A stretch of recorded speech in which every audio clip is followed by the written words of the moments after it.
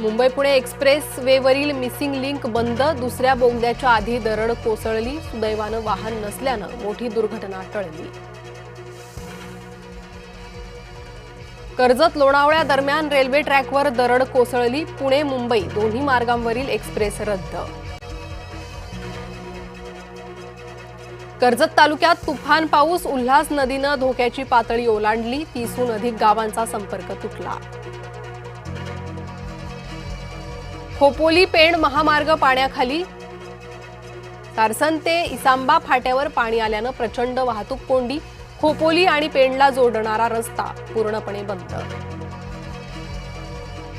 रायगडमध्ये मुसळधार पाऊस, सावित्री, कुंडलिका, अंबा, पाताळगंगा नद्यांनी पाण्याची इशारा पातळी ओलांडली. माणखुर्दमध्ये 3 मजली इमारत कोसळली, दुर्घटनेत आतापर्यंत 6 जणांचा मृत्यू, ढिगाऱ्याखाली आणखी काही जण अडकल्याची शक्यता. पावसामुळे पालघर रेल्वे स्थानकाच्या रुळांवर पाणी, वाहतूक धीम्या गतीनं, लांब पल्ल्यांच्या एक्सप्रेसचं वेळापत्रक कोलमडलं. मुंबई, ठाणे, पालघर आणि रायगडला रेड अलर्ट, मुसळधार ते अतिमुसळधार पावसाचा इशारा, नागरिकांना सतर्क राहण्याचं आवाहन. मुंबई, ठाणे, नवी मुंबईतील शाळांसह महाविद्यालयांना आज सुट्टी, मुसळधार पावसामुळे प्रशासनाकडून खबरदारी, तर पालघर, रायगडमधील शाळांनाही सुट्टी जाहीर. पुणे जिल्ह्यात पावसाचा रेड अलर्ट, पुणे शहरासह ग्रामीण भागातील सर्व शाळांना आज सुट्टी, मुसळधार ते अतिमुसळधार पावसाची शक्यता. वरळीत बीडीडी चाळ परिसरात झाड कोसळलं, दुर्घटनेत 3 जण जखमी, गाड्यांचं मोठं नुकसान. मुंबईत झाड पडून आणखी 2 जणांचा बळी, गोरेगावात मुलाचा तर कुर्ल्यात वृद्धाचा मृत्यू. रायगड जिल्ह्यात सावित्री नदीच्या पाणी पातळीत वाढ, महाड शहरातील सखल भागात शिरलं पाणी.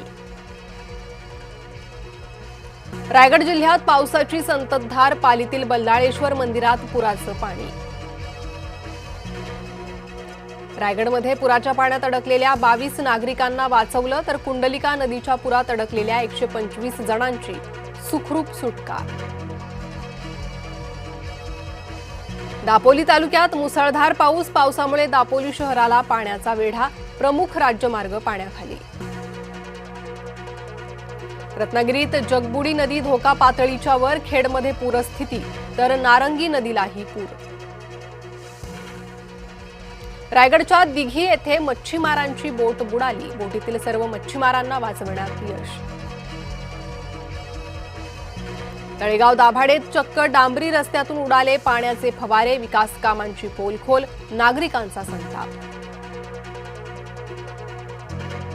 उद्धव ठाकरेंना राम आठवावेत एवढीच इच्छा होती, राममार्ग सोडल्यानं अधोगती झाली होती, मुख्यमंत्री देवेंद्र फडणवीसांनी ठाकरेंना डिवचलं.